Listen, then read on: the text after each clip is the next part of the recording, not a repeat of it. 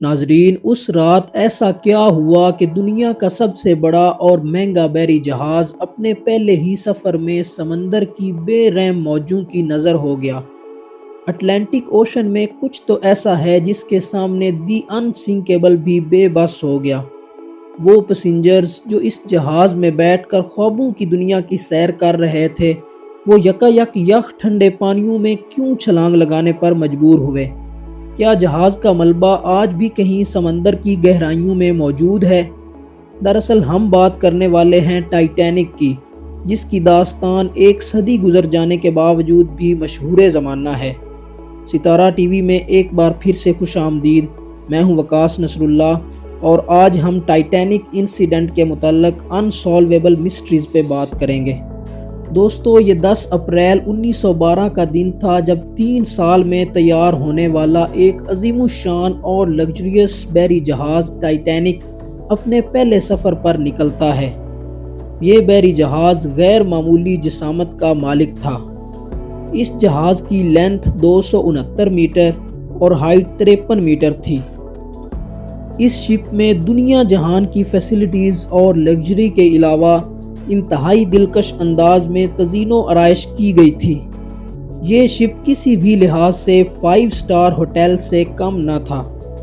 اس جہاز میں ایک بڑا سوئمنگ پول، ٹرکش باتھ، ایک خوبصورت لائبریری، سٹینڈ گلاس، 2 بڑے سٹیر کیس، سکواش کورٹ، جم، 4 ریسٹورنٹس اور دیگر کئی سیفٹی فیچرز کا انتظام کیا گیا تھا۔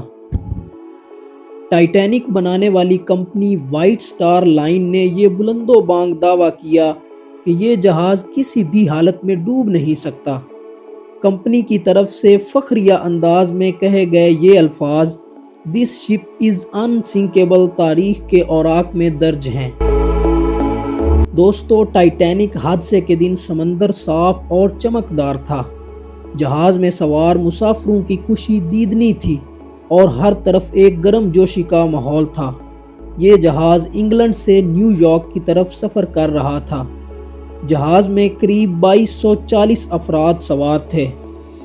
ناظرین، ٹائٹینک سمندر کے جس روٹ پر رواں دواں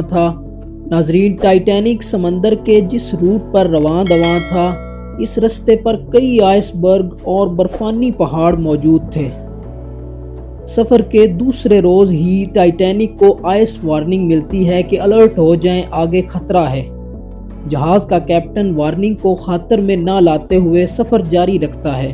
مزید 2 دن بعد 7 اور وارننگز موصول ہوتی ہیں، لیکن جہاز کی رفتار بدستور 40 کلومیٹر فی گھنٹہ برقرار رہتی ہے۔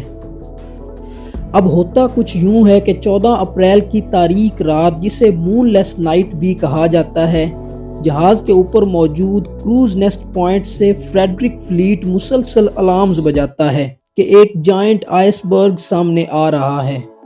پینک کے اس ماحول میں جہاز کو موڑنے کی کوشش بھی کی جاتی ہے، لیکن افسوس صد افسوس کہ یہ کوشش ناکام رہتی ہے اور جہاز ایک دیوہیکل آئس برگ سے ٹکرا جاتا ہے۔ نتیجتاً ٹائٹینک کے دائیں حصے پر کئی کریکس اور ہولز پڑ جاتے ہیں۔ دوستو، افراتفری کے اس عالم میں کیپٹن سمتھ کریو ممبرز کو حکم جاری کرتے ہیں کہ فی الفور آس پاس موجود شپس کو ہیلپ سگنلز بھیجے جائیں۔ اس وقت کوئی بھی جہاز قریب ترین نہیں تھا جو موقع پر ہی متاثرین کو بچا لیتا۔ البتہ امید کا ایک دیا کہیں دور ابھی جھلملا رہا تھا۔ دراصل RMS کارپیتھک نامی جہاز 107 کلومیٹر کی دوری پر ہنگامی سگنل موصول کر رہا تھا، لیکن مسئلہ یہ تھا کہ یہ جہاز برق رفتاری کے باوجود 3.5 گھنٹے سے پہلے نہیں پہنچ سکتا تھا۔ اب کیپٹن سمتھ جہاز کے عملے کو آرڈر کرتے ہیں کہ مسافروں کو ہنگامی بنیادوں پر ایویکیویٹ کیا جائے۔ دوستو، اگر مسافروں کی حالت زار کا تجزیہ کیا جائے تو یہ انکشاف سامنے آتا ہے کہ زیادہ تر مسافر اس اندوناک حادثے پر یقین ہی نہیں کر پا رہے تھے، کیونکہ ان کے ذہن میں یہ بات پختگی سے ڈالی گئی تھی کہ یہ جہاز انسنکیبل ہے۔ لہٰذا اسی تناظر میں جب پہلی لائف بوٹ سمندر میں اتاری گئی تو وہ 65 افراد کی کیپیسٹی ہونے کے باوجود 28 لوگوں کو ہی لے کر روانہ ہو گئی۔ لیکن جب مسافروں نے حالات کی سنگینی کا ادراک کیا تو اچانک ہر طرف ایک پینک سا پھیل گیا اور لوگ دھڑا دھڑ لائف بوٹس کی طرف دوڑے۔ ٹائٹینک میں لائف بوٹس کی شدید قلت تھی، لہٰذا جب آخری بوٹ روانہ ہوئی تو اس وقت 1500 لوگ ابھی باقی تھے۔ اب بچنے والے مسافر بحر اوقیانوس کے خون جما دینے والے پانیوں میں کود گئے اور زندگی کی تاب نہ لاتے ہوئے جاں بحق ہو گئے۔ مجموعی طور پر 3 گھنٹوں کے اندر اندر ٹائٹینک 2 ٹکڑوں میں بٹ کر سمندر میں غرق ہو گیا۔ RMS کارپیتھک جہاز 3.5 گھنٹوں تک پہنچا اور لائف بوٹس پر سوار 705 افراد کو ریسکیو کیا، لیکن باقی ماندہ کسی مسافر کی بھی جان نہ بچائی جا سکی۔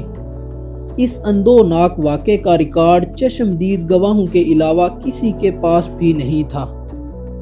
بعد میں جب بڑے پیمانے پر انویسٹیگیشن کی گئی تو اس بات کو بھی کنفرم کیا گیا کہ واقعی جہاز آئس برگ سے ٹکرایا تھا اور ٹکراؤ کے نتیجے میں 11 اسکوائر فٹ کا ایک گڑھا پڑ گیا تھا، جس سے تقریباً 370 گیلن فی سیکنڈ کے حساب سے پانی شپ میں جمع ہوتا رہا۔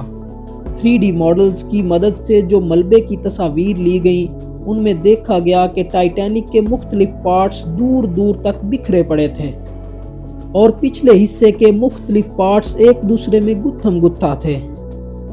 کارروائی کے بعد برٹش انکوائری نے یہ بھی بتایا کہ تمام وارننگز کو اگنور کیا گیا اور شپ کی سپیڈ زیادہ رکھی گئی۔ علاوہ ازیں ٹائٹینک میں سفیشینٹ لائف بوٹس کا انتظام بھی نہیں کیا گیا تھا۔